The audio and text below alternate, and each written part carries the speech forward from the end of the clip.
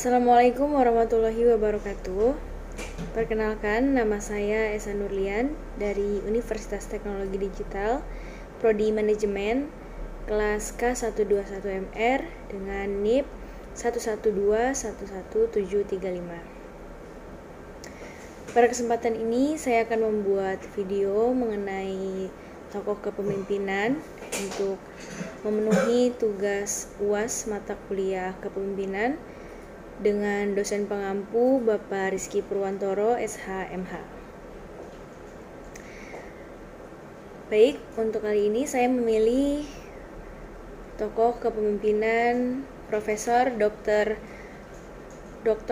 Insinyur Siti Nurbaya Bakar, MSc.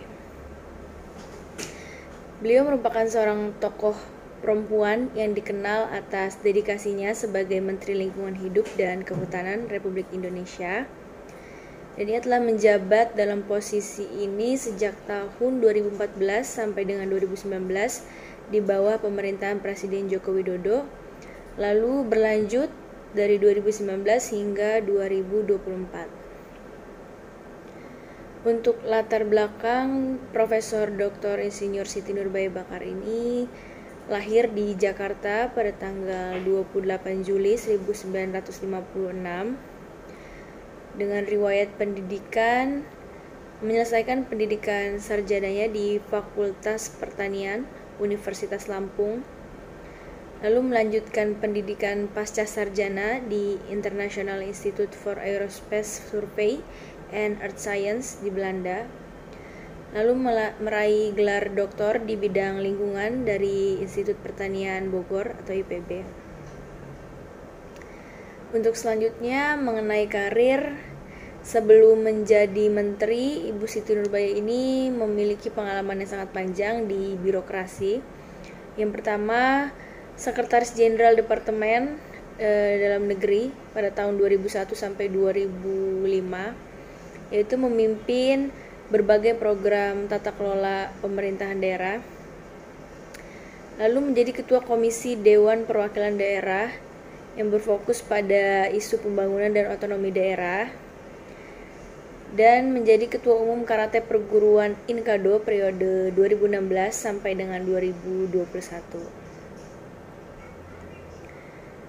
Sebagai Menteri Lingkungan Hidup dan Kehutanan, Ibu Siti Nurbaya ini tentunya memegang banyak tanggung jawab dalam menjaga lingkungan Indonesia, termasuk pengelolaan hutan. Yang pertama, Ibu Siti Nurbaya melakukan upaya untuk mengurangi deforestasi dan degradasi hutan, lalu menggalakkan program perhutanan sosial untuk masyarakat adat.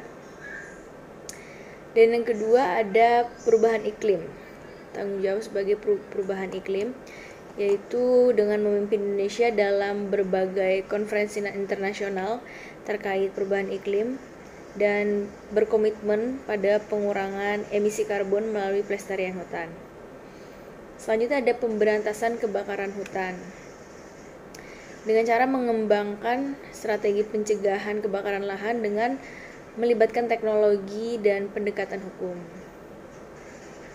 Selanjutnya tanggung jawabnya juga sebagai pengelolaan sampah dengan cara mendukung program pengurangan sampah plastik dan pengelolaan limbah berkelanjutan.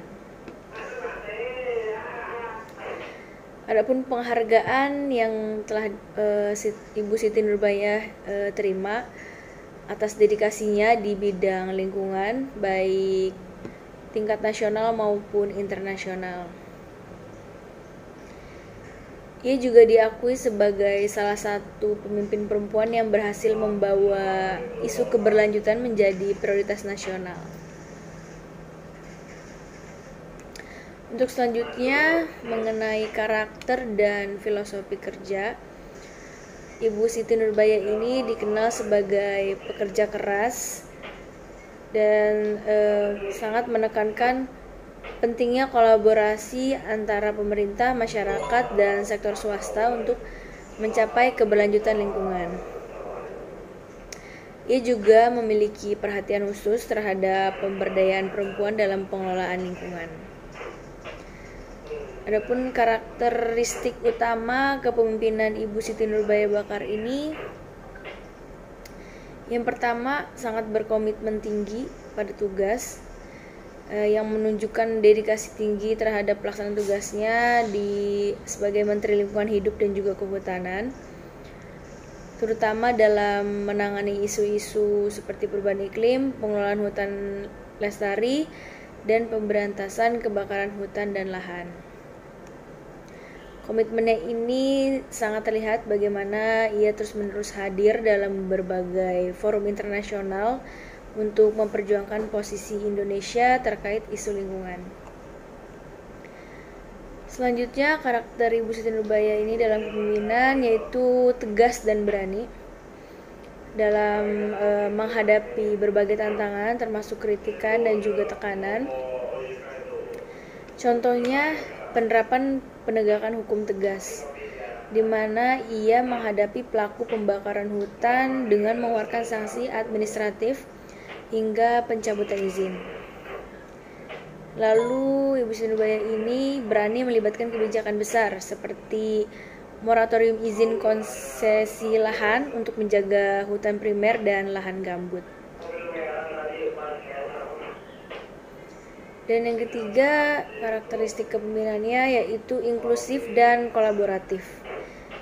Ibu Siti Nurbaya ini sangat memahami pentingnya kolaborasi antara pemerintah, masyarakat, dan pihak swasta dalam menjaga lingkungan, sehingga ia memprioritaskan pendekatan partisipatif dengan melibatkan masyarakat adat dan lokal, lalu dunia internasional.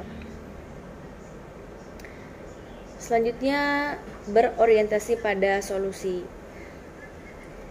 Ibu Siti Nurbaya ini tidak hanya mengidentifikasi masalah, tetapi juga mencari solusi yang praktis dan berkelanjutan. Beberapa inisiatif yang mencerminkan hal tersebut yaitu pertama, dalam penanganan sampah plastik.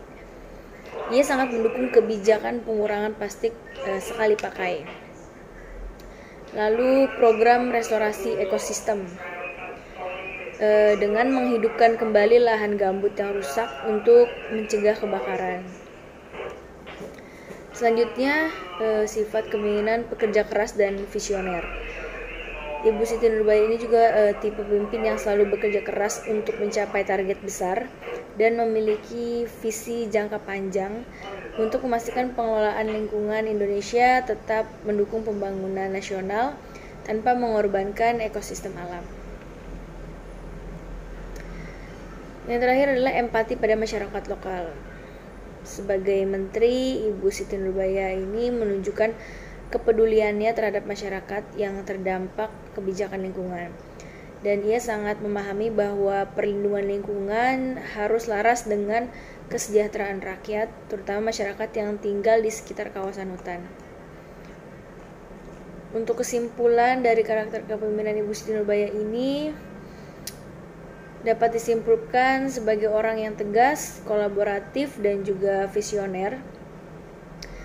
Dan ia adalah pemimpin yang berani mengambil langkah-langkah strategis untuk melindungi lingkungan Indonesia sambil memastikan pembangunan berkelanjutan berjalan dengan seimbang. Cukup sekian penjelasan saya mengenai tokoh kepemimpinan yang saya ambil contoh dari Profesor Dr. Insinyur Siti Nurbaya MSc. Kurang lebihnya mohon maaf. Wassalamualaikum warahmatullahi wabarakatuh.